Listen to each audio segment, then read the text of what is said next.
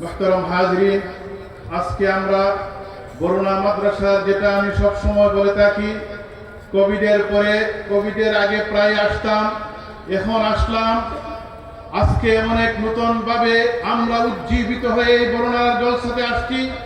আমরা দেখেছি এই মাদ্রাসার দিন বদিন তরক্কি। আপনারা জানেন, যার মাধ্যমে, যার মেহনতে আমরা দেখেছি এই মাদ্রাসার মসজিদে আবু বকর সহ সমস্ত যা কার্যক্রম, তার এই যে কৃতিত্বের অধিকার করে আমাদের ফেদা ইসলাম, ওনার সাহেবজাদাগণ এবং মেহনতের মাধ্যমে আজকে এই নবীর বাগান তারা পয়দা করেছেন। এই বাগানের মধ্যে আমরা যারা আসছি, ইনশাআল্লাহ কাল কিয়ামতের দিন আমরাও একসাথে ফেদা ইসলামের সাথে জান্নাতে প্রবেশ করব। এই কামনা তো সবার। আপনারা জানেন, এই মাদ্রাসা শুধু ইলমে দ্বীন শিক্ষার জন্য নয়, সমস্ত কারিক্রম সহ এদেশের মানুষকে ইমানি তাহজিব তামাদ্দুনের মাধ্যমে কিভাবে রাখা যায়, বিগত 7 বছর থেকে কাজ করে যাচ্ছে। এই এলাকাতে আপনারা জানেন, আমরা এখন নতুন এক বাংলাদেশ পেয়েছি।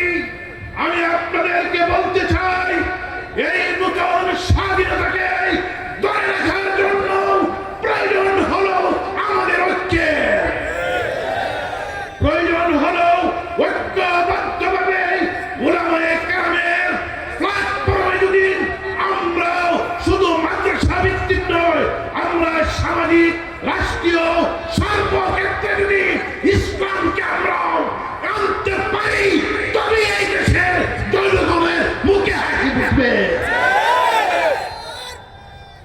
আপনারা জানেন, মৌলানা আলম হামিদি আমার সচক্ষে কিছু দেখা, আমরা বিগত উমরা সফরে একসাথে ছিলাম, জেদ্দাতে সফর করেছি, প্রায় 12 ঘন্টা একসাথে গাড়িতে। উনার সব সময় আমি দেখেছি শুধু আপনার এলাকা নিয়ে কোথায় ইসলাম বিরোধী শক্তি তৎপর হয়েছে, এই সমস্ত মর্দে মুজাহিদের জন্য যদি আপনারাও তার নেতৃত্বে ঐক্যবদ্ধ হন, ইনশাআল্লাহ এই জমিনে ইসলাম কায়েম হতে বেশি সময় লাগবে না।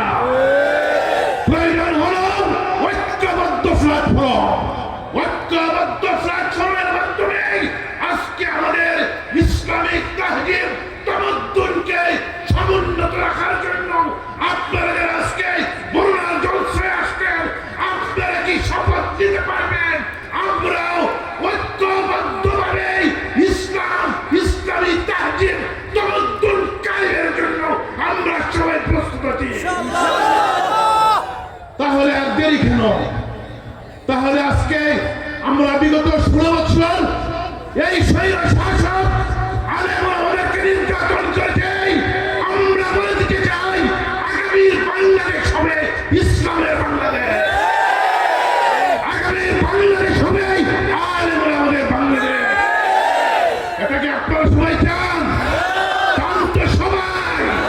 তাহলে আমরাও আমাদেরও ঐক্যবদ্ধ প্ল্যাটফর্মে আমরা ঐক্যবদ্ধ হয়ে ইসলামী তাহজিব তামাদ্দুনকে সমুন্নত রাখার জন্য সবাই তো তৈরি আছেন। আল্লাহ পাক যেন আমাদেরকে ঐক্যবদ্ধ প্ল্যাটফর্মের মাধ্যমে আমাদেরকে সর্বশক্তি নিয়োগ করে আমরা যেন এক হয়ে আমরা কাজ করতে পারি।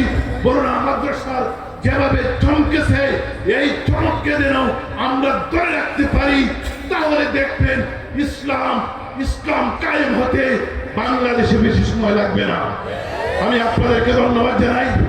এই মাদ্রাসার প্রিন্সিপাল অনেক মেহনত করে এই নতুন যে বাগান আপনাদের জন্য তৈরি করেছেন, সেটাও এশিয়া দক্ষিণ পূর্ব এশিয়ার মধ্যে বৃহত্তর ইউনিভার্সিটি, ইসলামী ইউনিভার্সিটি যাতে রূপান্তরিত হয়, সেই কামনা করে সবাইকে আবার ধন্যবাদ জানিয়ে, এই দেশ হবে আগামীর দেশ, এই বাংলাদেশ হবে ইসলামের বাংলাদেশ, এই দেশ হবে উলামায়ে কেরামের নেতৃত্বে বাংলাদেশ। তখনই মানুষের শান্তিতে বসবাস করতে পারবে। আসুন আমরা ঐক্যবদ্ধভাবে আল্লাহ ওয়ালাদের সাথে হই। আল্লাহ পাক রব্বুল আলামিন বলেন, ইয়া আইয়ুহাল্লাযীনা আমানু তাকুল্লাহ ওয়া কুনু মা'আস সাদিকিন। সাদিকিন কারা? উলামায়ে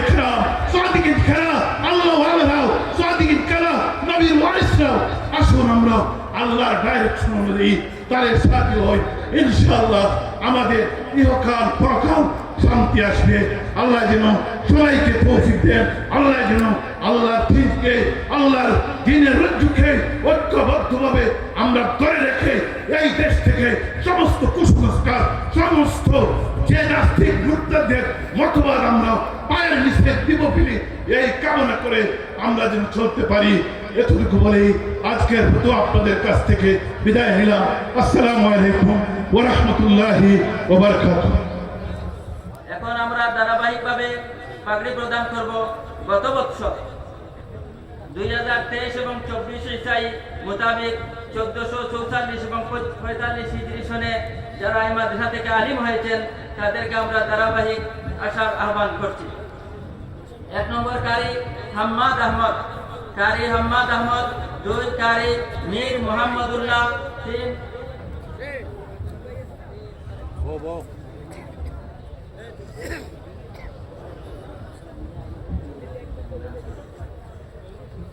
কারি হাম্মাদ আহমদ, কারি মীর মোহাম্মদুল্লাহ, কারি নাজিম উদ্দিন ইমদাদ, কারি নাইম আল হাসান, কারি নুরুল্লাহ খন্দকার, হাফিজ আনোয়ার হুসাইন, কারি নাইম আহমদ সুলতান, কারি সাইফুদ্দিন সুহাগ, কারি হারুনুর রশিদ হামিদি, কারি জুবাইর আহমদ ইসমাইল, কারি ইসমাইল আহমদ তারেক, কারি শেখ ফরিদ আহমদ, কারি নাইম আলম হামিদি, কারি শেখ রায়হান আহমদ রামিন, কারি আবিদ হাসান,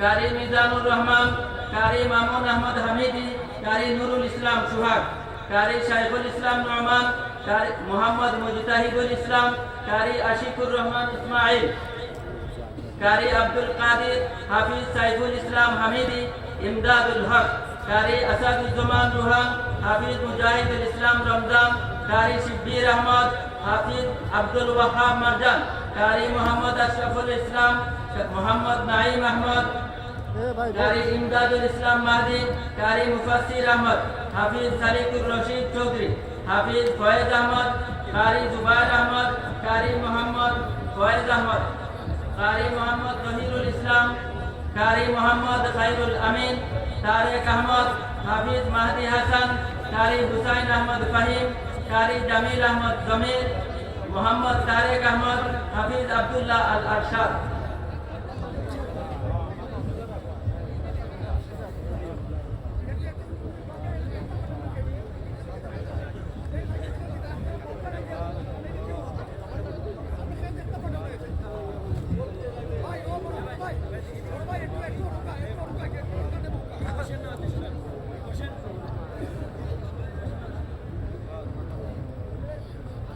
গত বছর আমাদের জামিয়া থেকে মোট 44 জন ছাত্র আলিম হয়েছে।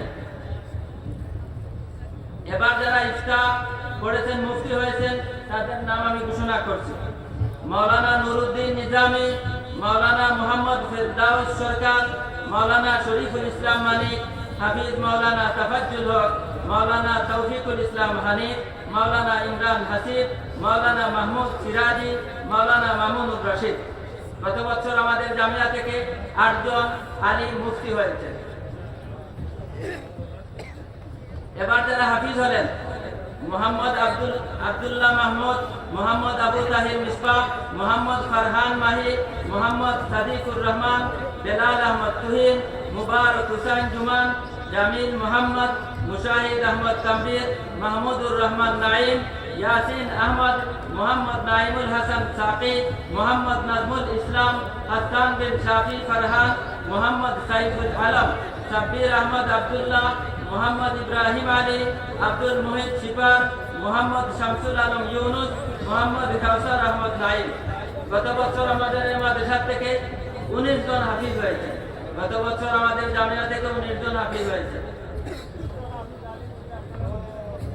এবার যারা আদব পড়েছেন গত বছর, তাদের নাম আমি ঘোষণা করছি। মাওলানা হুসাইন আহমদ, মাওলানা মাসুম বিল্লাহ, মাওলানা মাহমুদুল হাসান, মোহাম্মদ শফিকুর রহমান, মাওলানা হাবিবুর রহমান, মোহাম্মদ আতিকুর রহমান। আমাদের মাদ্রাসায় যেভাবে পুরুষ বিভাগের টাইটেল জমাত রয়েছে, ঠিক তেমনি ভাবে আমাদের মহিলা বিভাগের টাইটেল ক্লাস রয়েছে। আমাদের এখান থেকে গত বছর 7 জন আলিমা হয়েছেন। 7 জন মহিলা গত বছর আমাদের জামিয়া থেকে আলিমা হয়েছেন, তাদেরকে আলাদা আমরা বুরকার ব্যবস্থা রয়েছে, তাদের কাছে পৌঁছানো হবে। 7 জন মহিলা আলিমা হয়েছেন, তাদেরকে আমরা বুরকা পৌঁছিয়ে দেব। গত বছর আমাদের 5 জন ফাজিলের পাগড়ি প্রদান করা বাকি রয়েছিল, আমি তাদের নাম ঘোষণা করছি। মুজাক্কির হুসাইন, আগের বছরের পাগড়ি তাদের পাওনা ছিল। মুজাক্কির হুসাইন, জালাল উদ্দিন, তারেক জামিল, ফজলে রাব্বি, জাকারিয়া, একজন ফাজিল আমাদের মারা গেছেন মরহুম, আমরা সবাই তার জন্য দোয়া করি।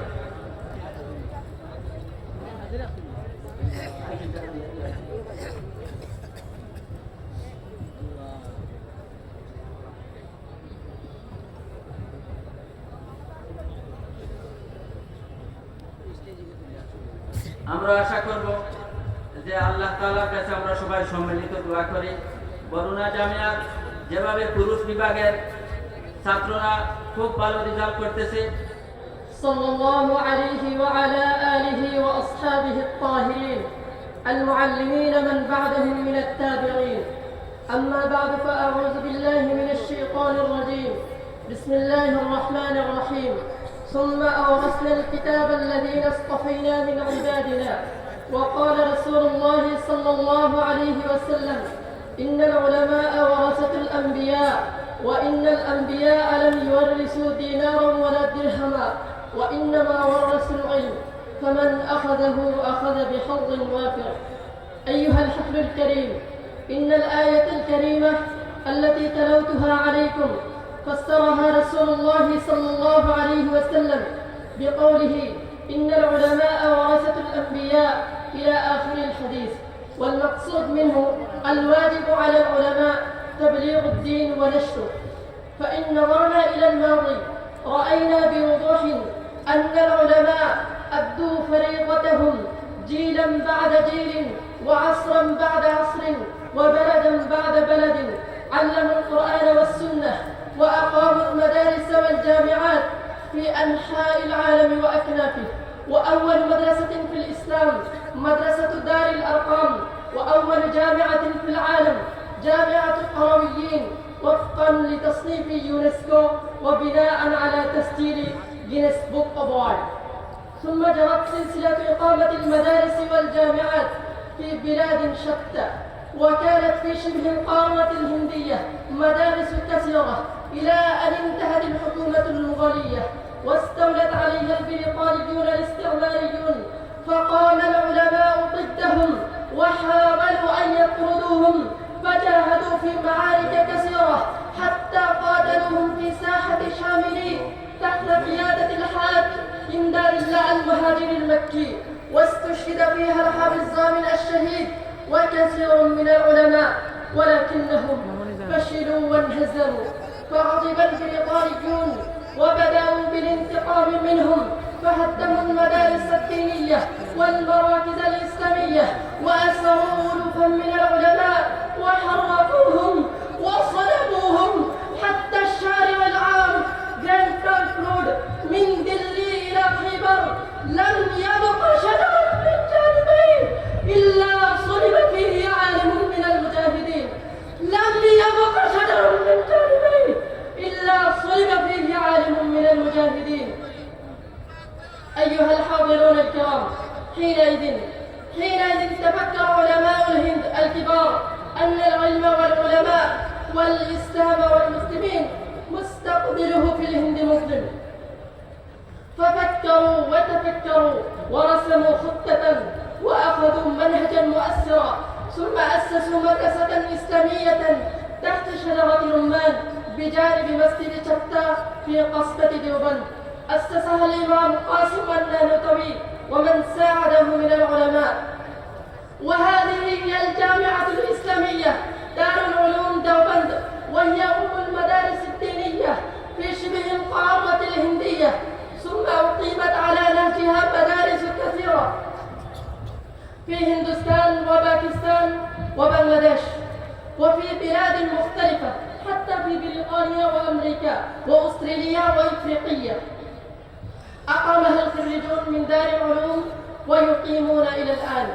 أيها الحاضرون الكرام، ها هي مدرستنا الكبيرة الشهيرة الجامعة اللطفية أنوار العلوم حميد نجر برونا. قام ببنائها أحد خريجي دار العلوم صاحب شيخ الإسلام مولانا لطف الرحمن البرنبي، وأدارها مدى حياته، ثم تحمل المسؤولية على عاتقه ابنه الكبير والمحدث الشهير مولانا خليل الرحمن الحميدي، فترقى الجامعة يوما فيوما. وبعد ارتحاله إلى الآخرة ألقيت المسؤولية على عاتق ابن الكبير الشيخ نور عالم الحميدي، ثم تولى المسؤولية الشيخ الفعال بدر العالم الحميدي، وكان يربي الجامعة إلى التقدم باتجاهات متنوعة، وتجري النشاطات الإنشائية إلى الآن وتجري في المستقبل إن شاء الله. أيها الحفل الكريم، في جامعتنا 1500 طالب وطالبة و85 معلما ومعلمة و12 عاملة، ويسكن في سكن الطلاب 800 طالب. يتعلم الطلاب والطالبات في أقسام متعددة: قسم النوراني من الابتدائية، وقسم المنهج النظامي من الرابع الابتدائي إلى مرحلة التكميل في الحديث للبنين والبنات تساوي درجة ماسترز، قسم تحفيظ القرآن الكريم، قسم علم القراءة والتجويد، قسم اللغة العربية، قسم التخصص في الفقه الإسلامي، وما إلى ذلك مهمات عديدة، مثل أنجمان حفاظ الإسلام بنغلاديش، وهي هيئة لتعليم العوام العلوم الدينية الضرورية، وهيئة الخليل لتعليم القرآن الكريم بنغلاديش، وهيئة والمركز الطبي المجاني الخليل، ومشيت حفاظ الإسلام وهي جريدة شهرية باللغة البنغالية، وغيرها عمليات عديدة. أيها الحفل الكريم، المصاريف الشهرية للجامعة 300,000. تتحمل هذا المبلغ الكبير من تبرعات المتبرعين المواطنين والساكنين في بلاد خارجية شتى، فجزاهم الله أحسن الجزاء، وتقبل الله حفلتنا العظيمة هذه ومن حضر فيها وخدام الجامعة ومساعديها، وجعل لنا ذريعة لهدايتنا ووسيلة لنجاتنا يوم الدين. آمين يا رب العالمين.